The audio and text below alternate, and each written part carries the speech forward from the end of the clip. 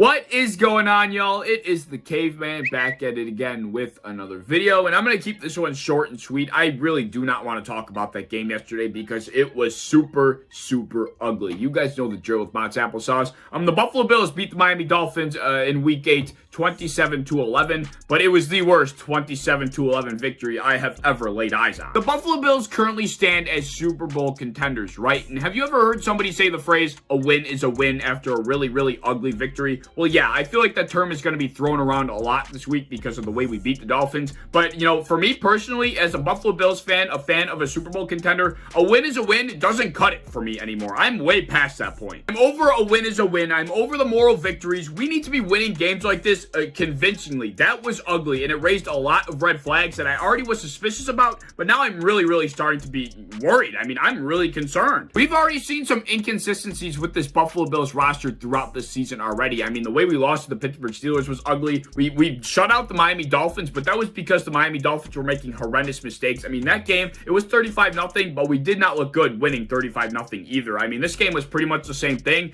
except the Miami Dolphins weren't making horrendous mistakes, and it was a close game the entire time. This was week number 8. We're coming out of a bye, and we're supposed to be the big bad wolves that just had their heart broken a couple weeks ago. And we're supposed to come out and kick the shit out of the 1-6 Miami Dolphins. And what happens instead? We come out and we look like we were just, lost. I mean, I don't know how else to put it. We were just not on the same page. Everybody looked out of it. Nobody looked like they had their heads in the game. And that goes from top to bottom, from the coaching staff all the way down to the punter. I guess before I really start to bombard how bad this game was yesterday, I'll dissect a few positives that I took from it. Even when the game was looking pretty damn dark, Josh Allen was still doing things that not many other quarterbacks can do. And that was nice to see. A good refresher for such a down game. Also, Cole Beasley returned to 2020 for him in the second half. Josh Allen and Cole Beasley got in rhythm, and they started to torch the Miami Dolphins secondary. And it was so nice to see that connection back because we really haven't seen it on a consistent basis this year. Dawson Knox being out definitely was a reason for that. The last guy that I thought deserved some credit was Ed Oliver. He played a pretty damn good game, at least I thought personally. He was all over the field. He was all over Tua, especially early on. So I thought Ed Oliver played a pretty damn good game, and he deserves some recognition. First, we'll start with the play calling, right? Like I said, it just looked like that everybody was out of it. Nobody had their heads in the game, and that started with the coaches and went all the way down to the punter, like I said earlier. And Brian Daboll and his play calling was atrocious. It was miserable. We saw flashes of like 2019 Brian Daboll. It was bad. For some reason, Brian Daboll decided that today was the day we were going to convert to basically a 50-50 balanced offense. We were going to run the shit out of the football. And aside from Josh Allen's 34-yard scramble, we really were horrible. Like, we were not effective running the ball because our front five, our offensive line, could not get any push whatsoever. If we excluded Josh Allen's 34-yard scamper, the Buffalo Bills would have had 22 rushing attempts for 68 yards. Yeah, that's pretty damn bad. I'm not sure why Brian Daboll decided that today was the day we were going to just pound the damn rock when our offensive line has been playing horrible. And for some reason, when it wasn't working, he just continued to do it. And the perfect example of that was early on in the game. This is when I knew the play calling was going to be bad for the rest of the day. Early on in the game, the Buffalo Bills had a 3rd and 1 on their side of the field. For some reason, we come out in heavy formation, an I formation, and we give the ball to Zach Moss on like a heavy off tackle run to the right or something, and it gets blown up the backfield. Like, that's when I knew it was going to be a long day.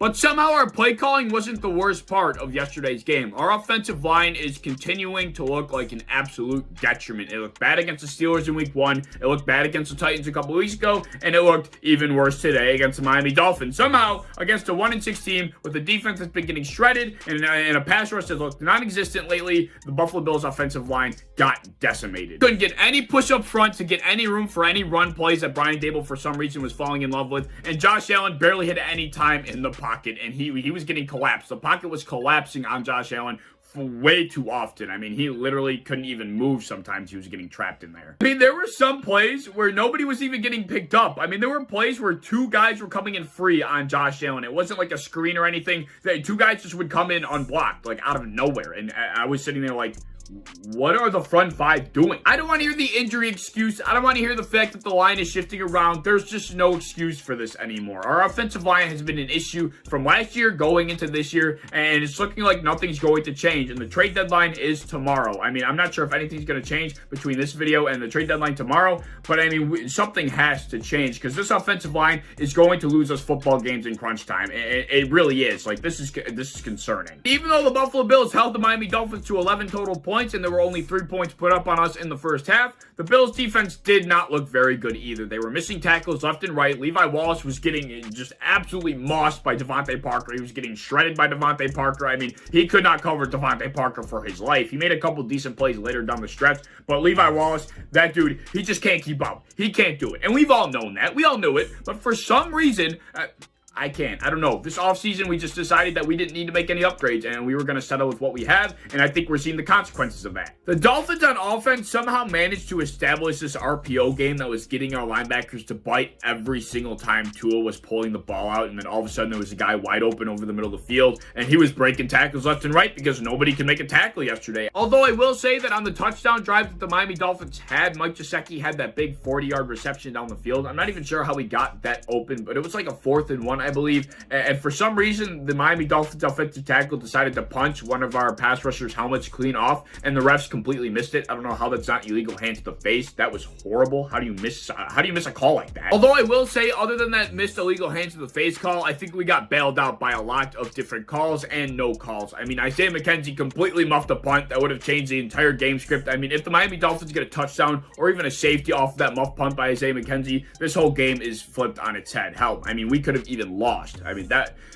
was a big moment in that game, and we somehow got the ball back on a touchback. I don't really understand that rule, something with momentum, but either way, I mean, that was almost horrifying. Like, Isaiah McKenzie, dude, that can't happen. But yeah, I mean, that's about all I have to say about this game. Like I said, I didn't want to get too in-depth about it. It was just an ugly showing. It was unacceptable. If this team shows up later down the line, that can mean we don't get a first-round bye and we lose home field advantage. I mean, this could mean that we don't even make it close to the AFC Championship again. We could kiss our Super Bowl hopes goodbye if we see this team again later down the road. This shit cannot happen again. For a team that got their heart broken a couple weeks ago, coming out of a bye week, going against a divisional rival that you previously skunked 35-0, who currently sit at 1-6, the Miami Dolphins, you're supposed to put your foot on their throat and bury them into the ground and decapitate them. And we did the complete opposite. If the Miami Dolphins were a halfway decent team, we lose this game 10 out of 10 times. Something's got to change, man. We can't continue with this offensive line. I think Levi Wallace has got to go. I mean, we need to make some changes if we really want to be considered Super Bowl contenders, because we're getting torched in similar areas time and time again. Something just got to change. But yeah, those are my thoughts. Let me know your thoughts down in the comment section below. That was just horrible. What a horrible win. As always, if you enjoyed, please like, subscribe, do all the fun stuff. If you want to hit the bell to be notified when I upload, I would appreciate that. If you want to go over to Twitter, follow me over there, I'd appreciate that as well. I'm a part of the built-in Buffalo content creation team. If you enjoy Buffalo sports content, be sure to follow and subscribe to us on any social medias you might have, and I hope to see you in the next one. Peace.